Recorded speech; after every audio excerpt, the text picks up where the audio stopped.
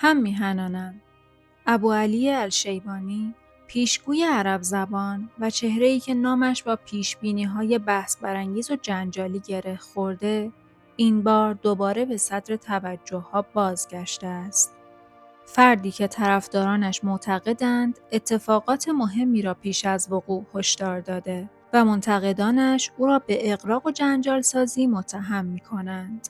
حالا در شرایطی که بسیاری از شهرهای ایران به دلیل اعتراضات گسترده در وضعیت ناآرامی به سر میبرند، او درباره آینده جمهوری اسلامی و سرنوشت علی خامنه‌ای صحبت‌هایی مطرح کرده که واکنش‌های زیادی ایجاد کرده. در ادامه همراه ما باشید تا ببینیم دقیقاً چی گفته و چرا حرفاش دوباره بحث برانگیز شده. قبل از ادامه لطفاً اگر هنوز عضو کانال ما نشدین از پایین همین ویدیو سابسکرایب کنید و با فعال کردن زنگوله زودتر از انتشار جدیدترین ویدیوهای ما مطلع بشین. رفسنجاني خاتمي من هو جابهم؟ انا جبتهم لو مجلس الخبراء. الناس كلها قالت لبست ترامب تنوره وقالت ترامب ما يجي. خوش ترامب قال لي خوش قلت لكم عن سيد حسن يستشهد. خوش الان اقول لكم السيد القائد يقتل، شو رايكم؟ اذا من امريكا قالت لي فكتبوها وروحوا حفظوا السيد القائد. وإذا من إسرائيل الأجدر بكم أن تحفظون سلامة السيد القائد، لأن بعده وحق هذا القرآن الأمامي بعده ليتلقفكم الناس لا تفرون إلى مكان إلا ويأتون بكم. ابوعلی الشیبانی در بخشی از صحبت‌هایش با لحنی صریح و بدون ملاحظه به ساختار قدرت در جمهوری اسلامی می‌تازد و می‌گوید بسیاری از چهره‌هایی که طی سالها به مقام و مسئولیت رسیدند، محصول طراحی و حمایت قدرت‌های خارجی بودند. او مدعی است افرادی مانند ظریف، روحانی، رفسنجانی، خاتمی و احمدی نژاد نه بر اساس شایستگی واقعی، بلکه با تصمیم نهادهایی مانند مجلس خبرگان و با پشتوانه خارجی به قدرت رسیدند. به باور او، همین انتخاب‌ها از همان ابتدا نشانه‌هایی از یک بحران عمیق و آینده‌ای متزلزل را در دل خود داشت. او می‌گوید سال‌هاست هشدار داده که ایران به سمت آشوب و ناآرامی پیش می‌رود و تأکید می‌کند کسی که یک بار خطا می‌کند اگر اصلاح نشود بارها همان اشتباه را تکرار خواهد کرد.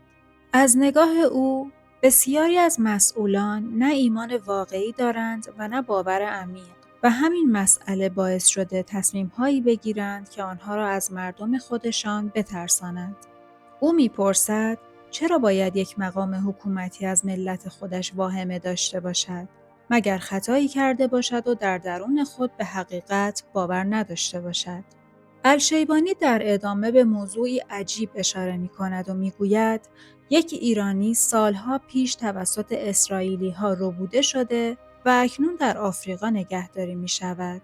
او ادعا می‌کند پس از سرنگونی جمهوری اسلامی این فرد به ایران بازگردانده خواهد شد و در جایگاهی بسیار بالا قرار خواهد گرفت. به گفته خودش بسیاری به این حرفها می‌خندند، همانطور که قبلا هم پیشبینی‌های او را جدی نگرفتند.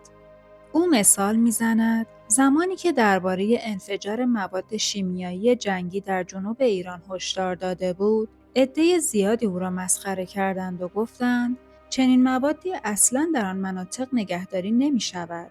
اما به گفته او بعدها همه دیدند که در بندرعباس چه اتفاقی افتاد. الشیبانی تأکید می‌کند طرفداران جمهوری اسلامی هنوز هم کم نیستند و برخی از آنها برای این حکومت می‌جنگند. اما در درون همان جریان‌ها دشمنانی وجود دارد که از داخل خنجر می‌زنند و باعث اختلاف و فروپاشی می‌شوند. او مدعی است ایران در سالهای گذشته از نظر تجهیزات و توان نظامی ظرفیت‌های بزرگی داشته، اما عواملی پنهان مانع پیشرفت واقعی شدند. به باور او در ساختار حکومت افرادی حضور دارند که به دروغ‌های بزرگ عادت کردند و شبانه روز حقیقت را پنهان می‌کنند. او میگوید گاهی سکوت در برابر مردم از صدها دروغ هم مخربتر است و همین سکوت و پنهانکاری باعث شده نفرت عمومی به بالاترین سطح برسد.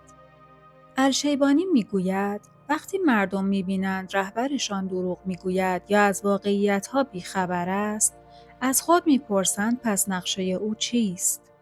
او ادعا میکند حتی برخی همپیمانان منطقه‌ای ایران نیز پشت پرده این حکومت را فروختند.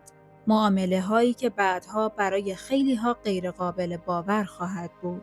به گفته او مردم ممکن است بزرگترین دروغ ها را بشنوند، اما در نهایت حقیقت را تشخیص می دهند. او معتقد است جامعه‌ای که به آیات قرآن و مفاهیم اخلاقی بی‌توجه شود، محکوم به شکست است. به ویژه زمانی که حاکمان خود را بالاتر از خدا تصور کنند. او میگوید برخی به نوشته‌ها و افکار رهبران خود بیشتر از قرآن باور دارند و بدون سند و مدرک دیگران را دشمن معرفی می‌کنند. از نگاه او این مسیر نتیجه‌ای جز سقوط ندارد. در ادامه او به نقش روحانیون اشاره می کند و سکوت آنها را یکی از تلخ‌ترین فاجعه ها می داند. به باور الشیبانی زمانی که آگاهی در بین مردم گسترش پیدا کند، دیگر با وعده و فریب نمی توان آنها را آرام کرد. پرده ها کنار می رود، رازها آشکار می شود و انتقام های بزرگ در راه خواهد بود. او آینده را اینگونه توصیف می کند. قوانینی که از نو نوشته می شود، ساختاری که دوباره شکل می گیرد و افرادی وارد میدان می شوند که دانش و توان واقعی دارند.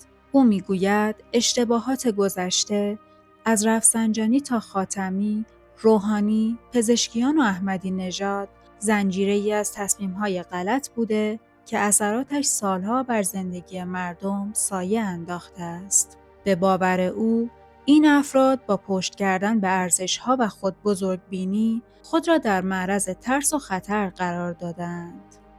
الشیبانی همچنین ادعا می‌کند اطلاعات دقیقی دارد که نشان می‌دهد بسیاری از مقامات جمهوری اسلامی با شبکه‌های پنهان قدرت و فراماسونری در ارتباط بودند و بر اساس دستور آنها عمل می‌کنند.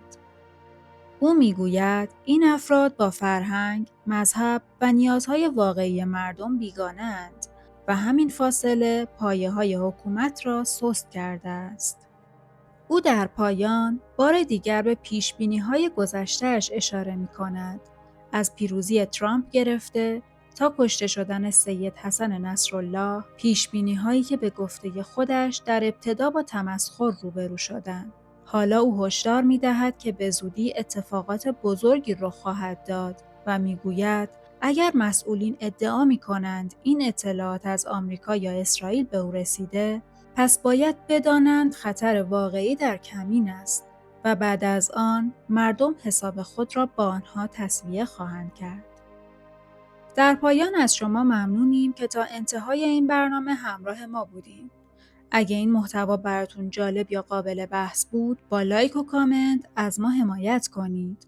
اگه هنوز عضو کانال نشدین، همین حالا با زدن دکمه سابسکرایب و فعال کردن زنگوله همراه ما باشید تا هیچ کدوم از ویدیوهای بعدی رو از دست ندین.